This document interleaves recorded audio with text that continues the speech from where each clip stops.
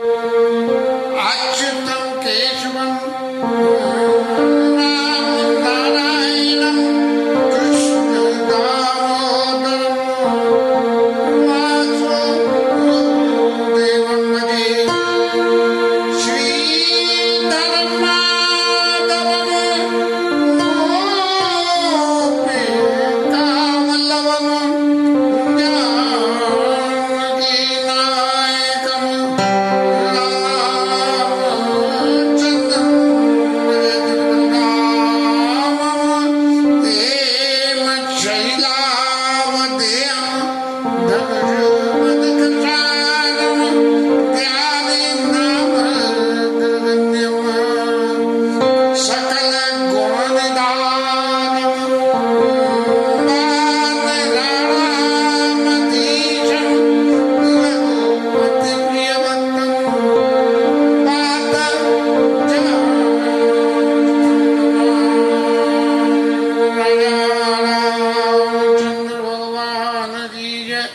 शंकर भगवान की जय जय श्री राधे जय जय श्री राधे जय जय श्री राधे श्री रामचंद्राय नमः श्री रामभद्राय नमः श्री सीतारामाय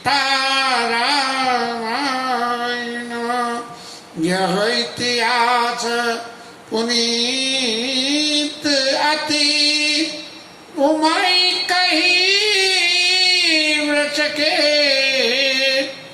भरद्वाज पुण्य पर सुनो राम जन्म करे।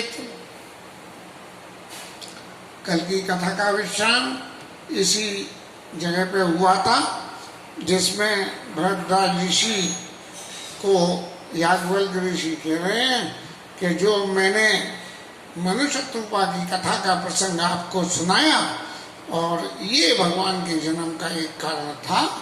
अब भगवान के जन्म के तो अनेक कारण हैं, जन्म कर्म अगणित हरे केरे और बहुविधि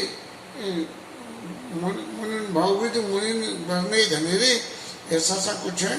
तो ये जो अलग अलग चरित्र हैं, अब किसी व्यक्ति के वैभव को यदि हम जानना चाहें तो उसके वैभव को जानने के लिए बहुत सारी बातें होती है। एक आदमी किसी के घर गया और घर जाके देखा कि उसने क्या है कि भाई उसका घर बहुत अच्छा है और सब तरह की सुविधाएं कैसी है कि जैसे हमारी आशा बहन जी है। अब ठीक है कि भाई उस आदमी ने अपना ध्यान ये बना लिया कि भाई ये जो है पैसे वाली है। अब एक दूसरा आदमी गया जिसको कुछ जरूरत पड़ी उनके यहाँ और जाके उसने कही कि बहन जी मुझे तो ऐसे ऐसे जरूरत है और उन्होंने उसकी मदद कर दी। तो जब उन्होंने उसकी मदद कर दी तो उनके वैभव का दूसरा पक्ष दिख गया कि भैया ये तो हर किसी की मदद भी कर देती है। ऐसे ही जब उनके यहाँ काम करने वाले लोगों से बात करी तो तीसरा वैभव दिखाई पड़ा कि साहब बड़े दयालु हैं और बड़े ही हैं। तो व्यक्ति के वैभव की हर व्यक्ति की जरूरत के हिसाब से उसकी हर व्यक्ति की जरूरत के हिसाब से उसकी पहचान करी जाती है। और जब सब लोग मिलकर एक संग बैठे और उस पहचान के बारे में जब बातचीत करें तब उसके यश और कीर्ति का फैलावा होता है। भगवान राम का जो चरित्र है ये सर्वविदित है, सब लोग जानते हैं। और जिसने जैसा जैसा उनके चरित्र को अनुभव किया वैसा ही वैसा वर्णन उसने कर दिया। और ये एक युग में नहीं रहा, ये युग युगांतर रहा और ये चलता रहा। जब ये चरित्र चलता रहा और अब भरद्वाज ऋषि को ये कथा सुनानी थी।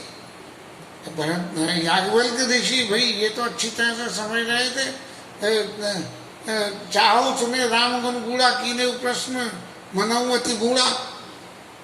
अब किसी को शौक है कथा कहने का और किसी को शौक है सुनने का।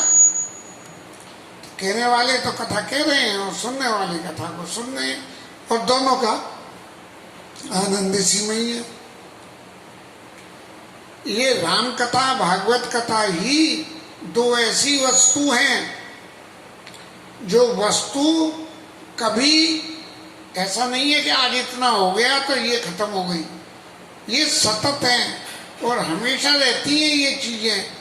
क्यों कि इसका प्रत्यक्ष सबूत ये है, अगर आप देखें कि कोई एक नाटक है, कोई टीवी सीरियल है, कोई भी चीज है, तो पता लगा एक बार टेलीकास्ट हुआ, 2 बार टेलीकास्ट हुआ, 3 बार टेलीकास्ट हुआ, 100 बार हुआ टेलीकास्ट। एक फिल्म थिएटर में चली, साल चली, 2 साल चली, 3 साल चली, लेकिन 10 साल बाद क्या हुआ? 10 साल बाद उसका नाम ही नाम रह गया कि एक फिल्म मुगले आजम बनी थी, बहुत चली थी, उसमें ये खेल था। लेकिन भगवान राम की जो कथा है वो अनंत अनंत काल से चली आ रही है। अनंत काल से ऋषि मुनि उस कथा को कहते चले आ रहे हैं, जो जैसी भावना है वैसी कथा कहते चले आ रहे हैं। जब सब लोग अपनी अपनी कथा को कह रहे हैं और सबके बावजूद भी आज तो प्रत्यक्ष रूप से जब इलेक्ट्रॉनिक माध्यम से इतना साधन हो गया है तो हम सब लोग ये अच्छी तरह से देख पा रहे हैं कि चाहे किसी भी भाव से हो, व्यक्ति को जीवन में भगवत कथा के प्रति थोड़ी सी ललक तो है ही है, चाहे वो अपने स्वार्थ की वजह से हो। तो ये जो भगवान का चरित्र है इसका कोई सीमा नहीं है। तो ऐसे ही भरद्वाज पुण्य पर सुनी राम जन्म कर हेतु याज्ञवल्क्य जी कहते हैं। दूसरा अब मैं आपको कारण बताता हूं। सुनो मोने कथा पुनीत पुरानी और जो गिरिजा प्रतिसंभ बखानी। तुम्हारा जैसा है कि ये जो मैं कथा कह रहा हूँ ये अपने मन की नहीं कह रहा हूँ, और ये कथा तो शंकर बाबा ने भी पार्वती जी को सुनाई थी। अब इस कथा के मूल में, ये कथा के मूल में ये रावण महाराज के जन्म की कथा का कारण है। एक व्यक्ति जीवन में सद्गुण संपन्न होने के बावजूद भी जरा से दुर्गुण आ जाने के कारण कहां से कहां पहुंच जाता है, इसका ये प्रत्यक्ष उदाहरण है। अब इस कथा में कहते हैं विश्व विदित के कई देशु सत्य केतु बसई नरेशु। सत्य केतु नाम का राजा था, बड़ा धर्म धुरंधर था, गुणनिधि था, ज्ञानी था, भगवान की भक्ति करता था, और उसका जो सत्य केतु का बड़ा लड़का था उसका नाम प्रताप भानु था। ये राजा प्रताप भानु की कथा है, सत्य केतु की कथा सिर्फ इतनी है। राजा प्रताप भानु ने पूरे विश्व को अपने बस में कर लिया, और उसमें बस में करने के बाद क्या हुआ कि बाही बाही परम सभ्यति सकल दोष वर्जित छल नीति। उनके सत्य केतु को अपने भाइयों में जो है बहुत ज्यादा अतिशय प्रीति थी। इनका एक भाई था अरिमर्दन, जो कि बहुत बलशाली थे, और इन्होंने सारे संग्रामों को जीतने के बाद अपने राज्य को निश्चित रूप से स्थित करने के लिए प्रयास किया, और उसमें सफल हो गए। और सफल होकर क्या हुआ, 100 वर्ष विश्व करिबाऊ बल और निजपुर की न प्रवेश अर्थ धर्म कामादि सुख से वही समय नरेश।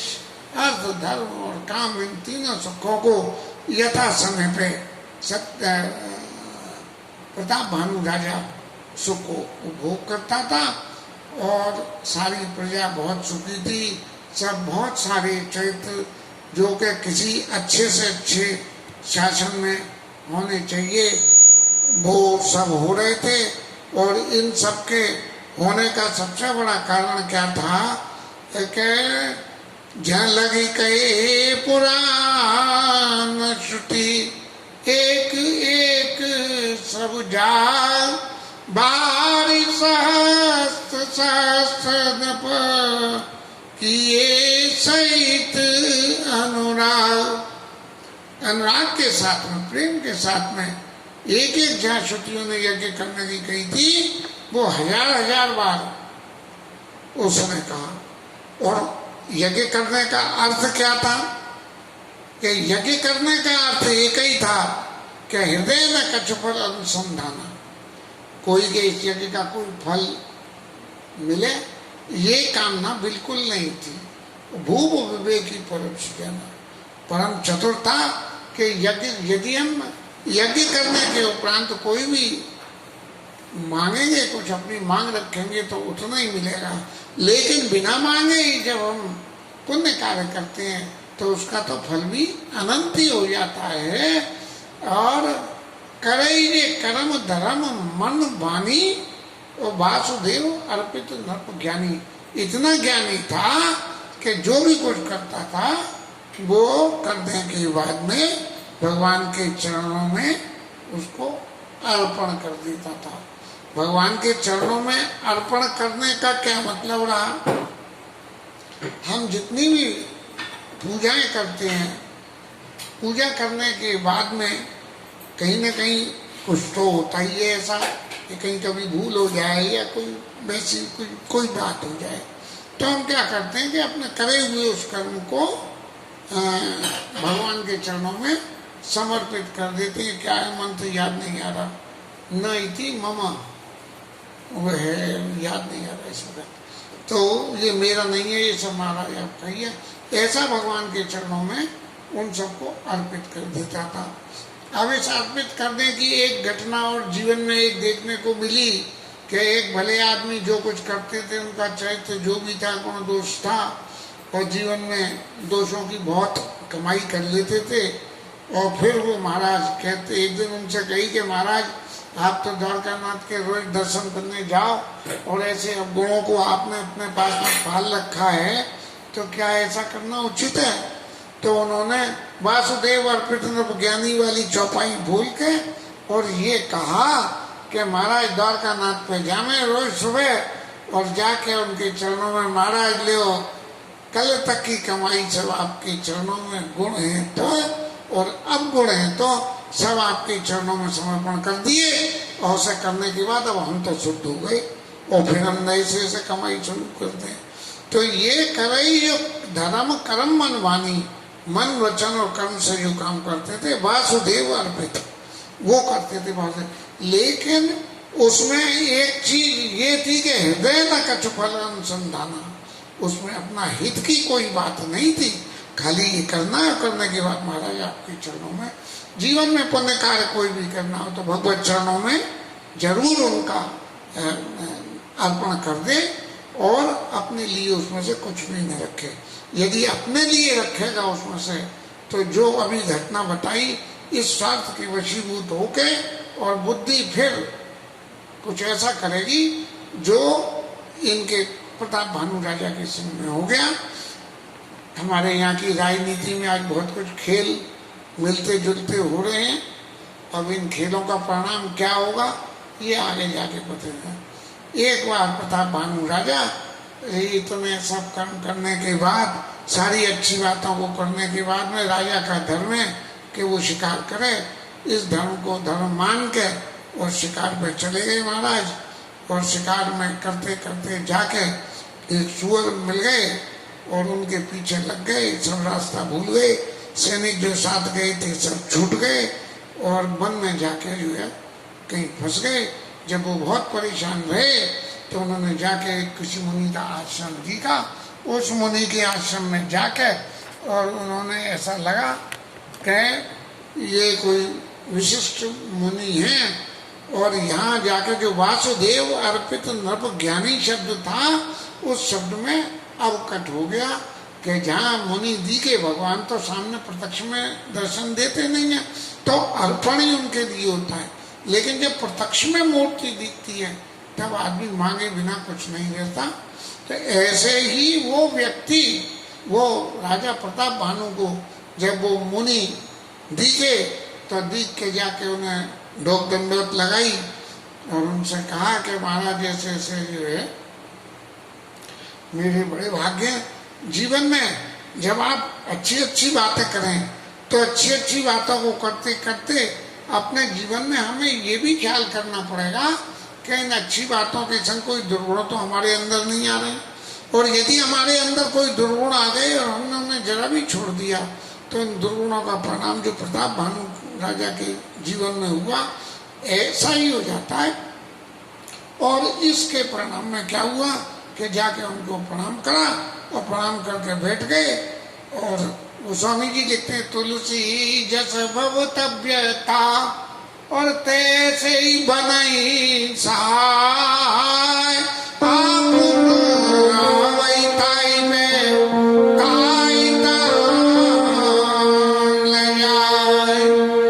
जैसी भवतव्यता होती है, जो होनार होती है, जैसी होनी होती है वो हो जाती है। तो वो यदि होनी है तो वो चाहे तो वो होनी उसके पास आ जाए, चाहे उसे अपने पास ले जाए। तो ऐसे ही जो है राजा प्रताप भानु को जिस मुनि के पास में ले गई, वो जो है वो किसी समय का राजा था। प्रताप भानु ने उसके राज्य को जीत लिया था और उसने राजा के सामने सरेंडर नहीं करा और जाके उनको जो है वन में छुप गया। अब जब राजा आए तो वो पहचान गया और पहचान के मुनि का वेश धर के अपने समय की प्रतीक्षा करने लगा। इसलिए जब समय व्यक्ति का विपरीत हो तो अपने आप को कछुए की तरह से, जैसे कछुआ क्या करता है कि खुले में आएगा तो उसके हाथ और गर्दन ये सब बाहर दिखते रहते हैं, लेकिन जैसे ही कहीं ऐसा लगा कि ऐसी जगह में आ गया जहाँ उसका दर्शन नहीं हो तो वो अपने पैर अंदर घुसा लेता है और गर्दन भी अंदर घुसा कर ले जाता है। तो इसी हिसाब से वो कपटी राजा जो है वो जंगल में जाके अपने आप को और भगवान का भजन करने का नाटक करने की लीला करने लगे। और उसी वक्त ये प्रताप भानु राजा आ गए और प्रताप भानु राजा वहाँ आके और जब उन्होंने उनको करा तब उन्होंने जो प्रत्यक्ष में बातें होती है कि दो व्यक्ति मिले तो एक दूसरे के बारे में जानकारी करनी चाहिए, राजा के बारे में भी जानकारी करनी। राजा को भी वही प्रेरणा मिली। तो उन्होंने पूछा कि आप कौन हो? तो कपट मुनि क्या कहने लगे, अब ना अब लगे मोही न मिले को मैं न मिलूं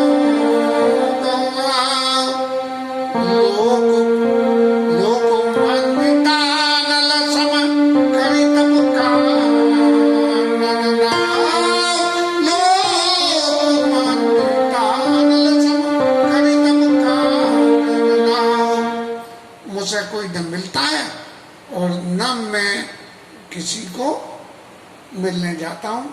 क्यों कि यदि लोक में आपकी मान्यता ज्यादा हो जाए तो आपके तपस्या के प्रभाव को खत्म कर देता है। और उसके साथ में गोस्वामी जी ने ये लिखा तुलसी देख सुबेश, अच्छे वेश को देख के और भूलै मूड न चतुर नर सुंदर के कई पे और बचन सुधा समासन। जीवन में हम जितने भी तजुर्बे करें, जो कुछ भी विद्या कमाएं, उन सबको करने के बाद भी हमें व्यक्ति के वेश को, चरित्र कुछ भी हो लेकिन उसके चरित्र का दर्शन उसका वेश करा दे ये निश्चय नहीं है। इसलिए पहले वेश देखो और वेश देखने के उपरांत उसके चरित्र को समझने की कोशिश करो। तो जो चतुर व्यक्ति होते हैं वो वेश देख के मोहित नहीं होते जब तक उन्हें उसके चरित्र की पता न लग जाए। आजकल के जमाने में तो लोग आग वेश बना के वंचक भगत कहाई राम के और कंचन किंकिन को काम के तिनमयी प्रथम रेख जग मोरी धीरे धर्म तुझ धंधक धोरी। बस वो जो तुलसीदास जी लिख गए, यदि मैं अपने ऊपर इस बात को ले जाऊं तो कोई अतिशयोक्ति नहीं होगी, क्योंकि हम ये राम जी की कथा कह रहे हैं किस लिए, क्या बोले जीवन में कुछ हाथ पल्ले हमारे पड़ जाए, अब काम तो कुछ है नहीं, तो इसलिए कथा ही कह लो, काम तो बुरा नहीं है, जैसे वो कपट मुनि करता रहा। लेकिन सबसे बड़ी बात एक है कि हम ठाकुर जी से बार बार यही प्रार्थना करेंगे कि हम कपट मुनि की कथा तो कह रहे हैं, लेकिन कपट मुनि से एक शिक्षा यही ले कि जो कुछ उसने करा है वो हम न करें। भगवान का भजन करें तो वैर किसी से न करें, वैर न विग्रह, आस न तासा, और सुखमय ताई सदा सवासा। संतों के लक्षण में कहा गया किसी से वैर नहीं, किसी से दुश्मनी नहीं, न किसी से आशा, न किसी का डर। ऐसी कोई भी चीज अपने जीवन में न रखे, वो व्यक्ति संत है। ये कपट मुनि है, और इन्होंने जो है राजा को लल्लू बनाने के लिए दुनिया भर की बातें कह दी कि आदि सस्ते उपजी दवाई, तब वो तो पति बे मोर, तब वो तो पति बे मोर,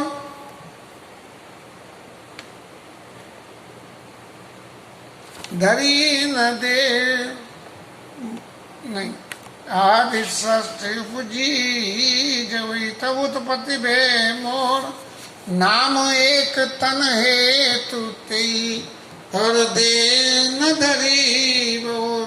बोले महाराज अपना नाम ही बता दो। तो उन्होंने कहा एक तो नाम है, और नाम का अर्थ ये है कि जब षष्ठी बनी तभी बने, उसके बाद कुछ हुआ ही नहीं। हम तो प्रत्यक्ष महादेव स्वरूप हो गए।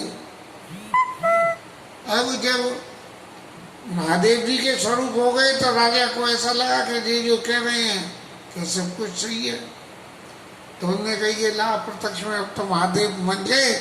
जो जीवन में वासुदेव अर्पित नर्व ज्ञानी सारे कर्म करने के बाद में भी जब सबको भगवान को अर्पण करने के बाद इस संसार के कपटी मुनि के सामने आके जो कुछ भी उन्होंने दान करा था वो सबरी भावना और वासना उनकी खत्म हो गई, और उन्हें ऐसा लगा कि ऐसे में हम एक ही बात मान कर लें कि इनसे कुछ मांग लें। और मांगा भी क्या, जरा मरण दुख रही तनु, समर जिते जन को, एक छत्र रिपुहीन मई, राजकल्प सत हो। अब मांगो भी तो ऐसी बात मांगो, जरा मरण बुढ़ापा आया नहीं, ये क्या संभव है। शरीर में, भौतिक जगत के शरीर में दुख नहीं हो, समर में कोई जीते नहीं, और एक छत्र रिपुहीन में राज कल्प सत हो, 100 कल्पों तक मेरा राज हो जाए। ये ऐसी कामना जो व्यक्ति राज्य शासन में जाने के बाद में रखेगा, जो कि संभव ही नहीं है, तो उसका परिणाम राजा प्रताप भानु की तरह से ही होगा।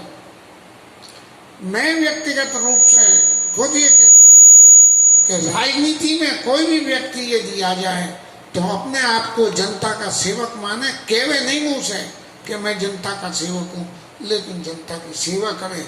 जो जनता की सेवा करने के लिए और कहना शुरू कर दे कि मैं तो सेवक हूँ, मैं फलाना हूँ, वो सेवक नहीं है। वो सेवक बन के कपट मुनि की तरह से अपना हित साधने के लिए करेगा, और जब मौका आएगा तो वो प्रताप भानु की तरह से करेगा, फिर उसका परिणाम भी प्रताप भानु की तरह ही हो सकता है। अब कपट मुनि ने पहचान तो लिया कि इसके अंदर अब कुलकुलाहट तो शुरू हो गई प्रताप भानु राजा के अंदर, और ये जो है जो सारी इसका जो समय था वो खत्म हो गया, और मेरा समय भी जो बुरा था वो खत्म हो गया। तो उसने एक बात कही कि भाई ऐसा है महाराज, आप जो चाह रहे हो जरा मरण दुख रहित वो तो सब हो जाएगा। अब लोभी को क्या चाहिए कि लोभ की पूर्ति, और लालची को ये चाहिए कि भैया उससे कह दे कि जा तेरा काम पूरा हो जाएगा, काम हो तो नहीं हो, मैं तुम्हारे यहाँ आऊँ और आके तुम्हारे यहाँ रसोई बनाऊँ, और रसोई बना के और जो जो भोजन करे तुम्हारे यहाँ, सो वो जो है तुम्हारे बस में हो जाएगा। और सबसे बड़ी बात यह है कि मेरे बताए हुए रास्ते को आप किसी को कहना नहीं। यदि आपने मेरे बताए हुए रास्ते को कहने का प्रयास करा तो नतीजा क्या होगा कि आपका नाश हो जाएगा। किसी को भी जब कोई भी जोग जुगुति तप मंत्र प्रभाव और फलई तवई जब करिए दुआऊ, ये यदि आप नॉर्मल रास्ते के अलावा कोई टेढ़ी रास्ता से कोई काम कर रहे हैं तो किसी के सामने बताना नहीं चाहिए, वो तभी आपकी जुगत फलती है। और किसी को बता दी तो बताते ही सब उस रास्ते पे चल देंगे कि हम तो ऐसे करते हैं। लेकिन साधु चरित्र ऐसा होता है कि वो तो चाहे कुछ भी करे वो तो सबको बता देता है। निरस विशद गुण में फलजासु कि साधु इतनी साधुता होती है, जैसे रुई का पौधा है उसमें रुई होती है, लेकिन रुई के संग में क्या, रुई के साथ में क्या होता है कि रुई जो है उसमें कोई खुशबू नहीं होती और उसमें कोई शोभा नहीं होती। सफेद सफेद काला बीज उसमें से सफेद सफेद निकल रही है। जब ये रुई की स्थिति होती है, निरस विशद गुण में पहले दो जो सही दुख पर छिद्र दुरावा। रुई का क्या है कि उसमें से निकलेगी और निकालने के बाद उसको खींची जाएगी, तुमी जाएगी और फिर सूत बनाया जाएगा, फिर सूत को खींच के तान के कपड़ा बनाया जाएगा, लेकिन दूसरे के छिद्रों को ढक लेता है। तो संतों का स्वभाव तो ऐसा होता है। लेकिन जो उसमें कपट मुनि ने जो कुछ रास्ता बताई, राजा प्रताप भानु अपने मोह के वशीभूत होकर उन सब बातों का दूसरा अर्थ निकाला। लिहाजा कपट मुनि जाके राजा के यहाँ घर पे चले गए और जाके ब्राह्मणों का मांस रांध के और उन्होंने जो दावत बनाई उसे ब्राह्मणों को बुलाया। ब्राह्मणों ने पाया और पाने के बाद में ये हालत हुई कि परसन जब ही लाग मही पाला वे आकाशवाणी तेरी काला। विप्रबंध उठ उठ गए जाऊ है बड़े हानि जनी खाऊ। अरे ब्राह्मणों सब उठ के अपने घर चले जाओ, आप इस अन्न को मत खाना, इससे बहुत नुकसान है। भय रसोई भूषण मासु, ब्राह्मणों का मांस बनाए, सब जुज उठे मान विश्वासु। और उन्होंने राजा को शाप दे दिया कि जाय विप्र बोले विप्र सकोब तब नहीं कछु कीन विचार। और जाय निशाचर हो तम मोहन सहित परिवार के साथ में राक्षस हो जाओ। छत्रबंधु थे विप्र बुलाई घाले लिए सहित संधाई। तुमने जो है सारे छत्री राजा, तुमने जो कुछ करा वो सारे ब्राह्मणों को बुला के उनका धर्म नाश करने का इंतजाम कर दिया, लेकिन ईश्वर ने रख लिया। तब राजा ने अपनी सारी कथा सुनाई और ब्राह्मणों के चरणों में पढ़ के उनसे मुक्ति मांगी। और मुक्ति मांग के ब्राह्मणों ने भूपति भाभी मिटाई नहीं, और यद्यपि न दूषण तो किए अन्यथा हो नहीं, बेप्रसाप अति गो। राजा तुम्हारी भले ही गलती न हो, लेकिन विप्र का ब्राह्मण का शाप बहुत भयानक होता है, इसलिए तुम्हें राक्षस तो बनना ही पड़ेगा। लेकिन इसके अलावा क्या होगा कि तुम्हारा बहुत भुजबल होगा, बहुत वैभव होगा तुम्हारा, और बहुत शक्तिशाली होगे, बहुत तुम्हारा वैभव होगा, और इतने बली होगे कि तुम्हें समाप्त करने के लिए भगवान खुद आके तुम्हारा उद्धार करेंगे। व्यक्ति के जीवन में जब संकट आते हैं और संकट में हम अपने धीरे से कुछ काम लें तो उस संकट का फल भी वैसे ही मिलता है जैसे दिन के बाद रात और रात के बाद दिन आती है। ऐसे ही जीवन में हानि के बाद लाभ, लाभ के बाद, लेकिन जीवन की सार्थकता इसमें है कि जो भी परिस्थिति है, जैसी परिस्थिति है, उस परिस्थिति को उसी हिसाब से हम जीवन में सेवन करते रहे। ये रावण के जन्म के पूर्व की कथा रामायण के अनुसार जो समझ में आई सो कही गई है। और इसके साथ आज की कथा विश्राम। 5 मिनट हरिनाम कीर्तन।